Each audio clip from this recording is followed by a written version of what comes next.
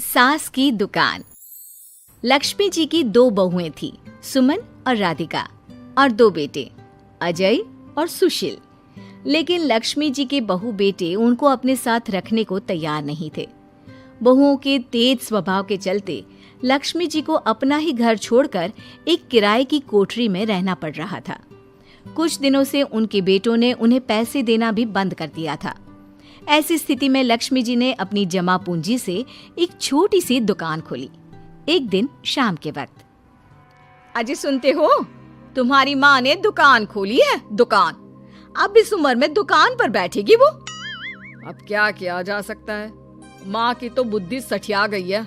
मोहल्ले में मजाक बनाएंगे सब हमारा।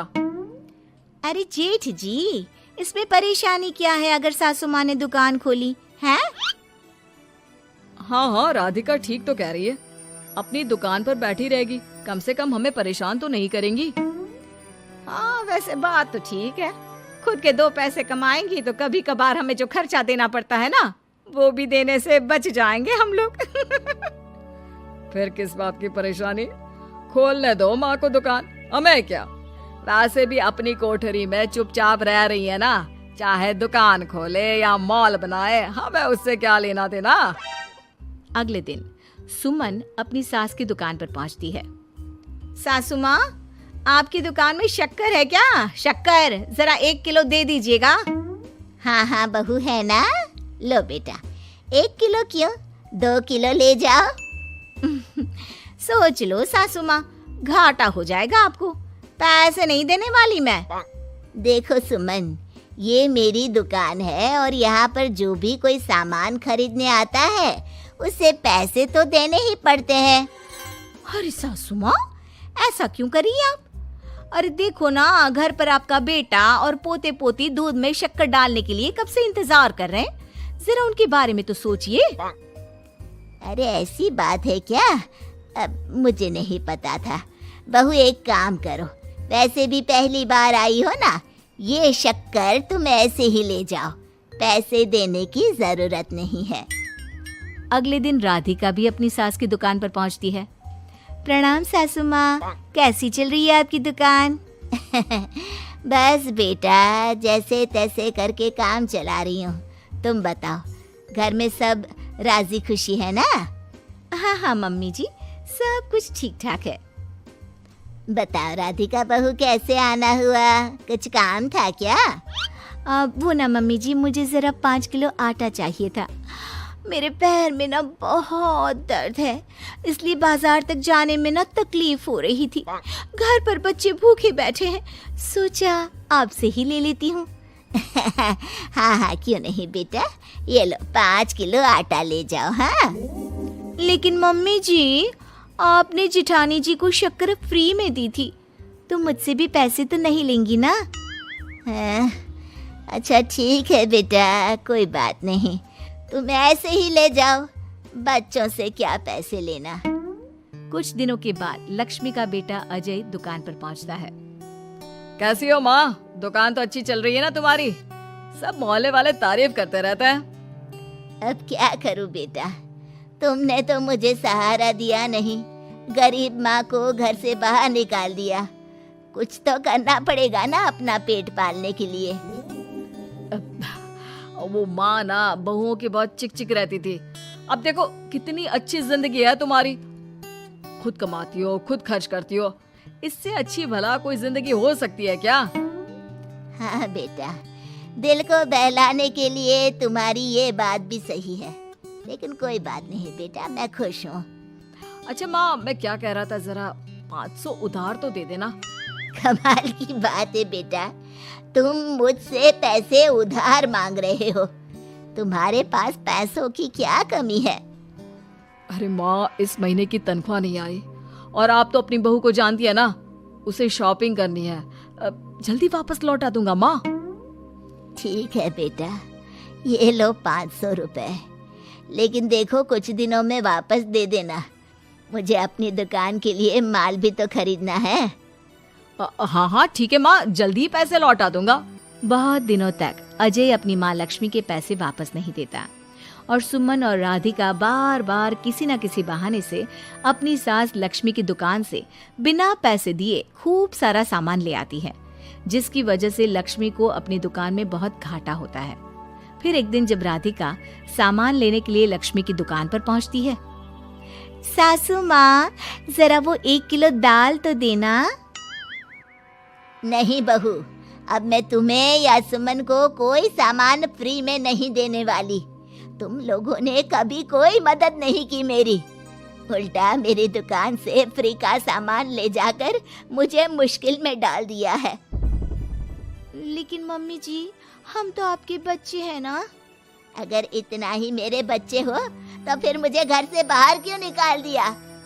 देख बहू, अब मैं तुम्हें 1 रुपए का सामान भी फ्री में नहीं दूंगी। और जाकर सुमन को भी कह देना, आए दिन तुम्हारा पति मुझसे उधार ले जाता है और वापस भी नहीं लौट आता। राधिका गुस्से में घर वापस आती है। घर आने के बाद, क्या हुआ राधिका, बहुत गुस्से में लग रही हो तुम? सासू माँ की दुकान पर गई थी ना? सासू माँ का तो कुछ करना पड़ेगा, जब से ये दुकान खोलकर बैठी है। अक्कड़ तो देखो उनकी। अरे लेकिन हुआ क्या है? होना क्या है, दाल लेने गई थी, मुझे 4 बातें सुनाकर उल्टा भेज दिया, कुछ दिया भी नहीं। ये तो सासू माँ ने ठीक नहीं किया। देखो मेरे पास ना एक बहुत अच्छा प्लान है। कैसा प्लान भाभी? हम अपनी सासू माँ की दुकान में किसी चोर से कहकर चोरी करवा देते हैं और सारा सामान अपने घर मंगवा लेंगे। उसके बाद हमारे पास फ्री में सामान भी आ जाएगा और सासू माँ की अकल भी ठिकाने आ जाएगी। ठीक है भाभी, मैं आपका पूरा साथ दूंगी। आप जल्दी से ये काम करवा दीजिए। और 2 दिनों के बाद सुमन और राधिका एक चोर से मिलकर लक्ष्मी की दुकान में चोरी करवा देते हैं। हे भगवान, ये क्या हो गया? इस उम्र में जैसे तैसे अपना गुजारा कर रही थी, लेकिन चोर मेरा सारा सामान लेकर चले गए। अब क्या होगा? तभी वहां पर राधिका और सुमन पहुंच जाती है। क्या हुआ सासू माँ, बहुत दुखी लग रही हैं आप। अरे क्या बताऊं, मेरी दुकान का सारा माल चोरी हो गया। अब अगर आप अपने ही बहू बेटे को सामान नहीं देंगी तो ऐसा तो होगा ना सासू माँ। अब राधिका की बात सुनकर लक्ष्मी को यकीन हो जाता है कि इस चोरी के पीछे कहीं न कहीं उसकी दोनों बहुओं का ही हाथ है। लक्ष्मी एक प्लान बनाती है।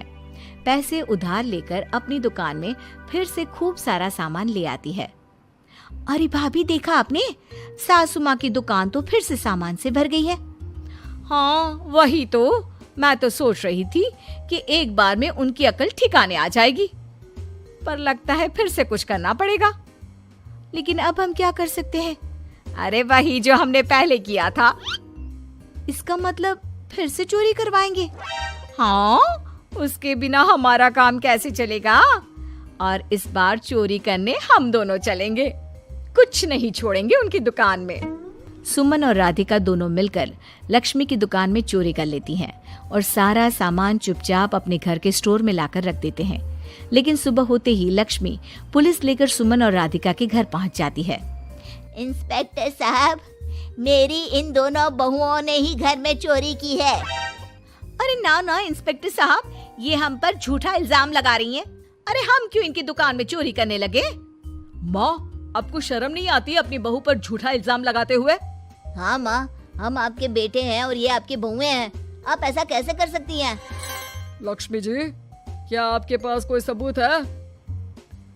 अरे इंस्पेक्टर साहब, आप इनकी बातों में मत आइए। ये हमारी माँ है और इनकी दिमागी हालत ठीक नहीं है, इसीलिए तो हमसे अलग रहती हैं। इंस्पेक्टर साहब, मेरी दिमागी हालत बिल्कुल ठीक है और मेरे पास इन दोनों के खिलाफ बहुत बड़ा सबूत है। बताइए, क्या सबूत है आपके पास? आप जरा मेरी दोनों बहुओं के हाथ पानी से धुलवा दो, फिर सब कुछ साफ साफ पता चल जाएगा। अरे हाथ पानी से धोने से क्या होगा माँ? आप दोनों मेरे सामने अपने हाथों पर पानी डालिए। जैसे ही राधिका और सुमन अपने हाथ पानी में डालती हैं, उनके हाथों का रंग लाल हो जाता है और ये देखकर सब लोग हैरान रह जाते हैं। अरे ये क्या, तुम्हारे हाथों का रंग अचानक से लाल कैसे हो गया? क्योंकि मैंने अपनी दुकान के सारे सामान पर एक तरह का केमिकल लगा कर रखा था। मुझे पता था जो भी चोरी करने आएगा वो सामान को अपने हाथों से उठाएगा और उसके हाथों पर रंग लग जाएगा। अरे माँ, आप तो बहुत चालाक निकली। इसे चालाक नहीं बेटा, बुद्धिमान कहते हैं। और जिसके तुम्हारे जैसे बहू बेटे हो उसे थोड़ा बहुत तो अपनी अकल से काम लेना ही पड़ता है ना। शर्म नहीं आती आप लोगों को अपनी ही माँ को परेशान करते हुए? हमें माफ कर दीजिए सासू माँ, हम आइंदा ऐसी गलती कभी नहीं करेंगे। और हाँ, आपको अपने साथ रखेंगे, आपकी सेवा करेंगे और पूरी इज्जत भी देंगे। हमें माफ कर दीजिए।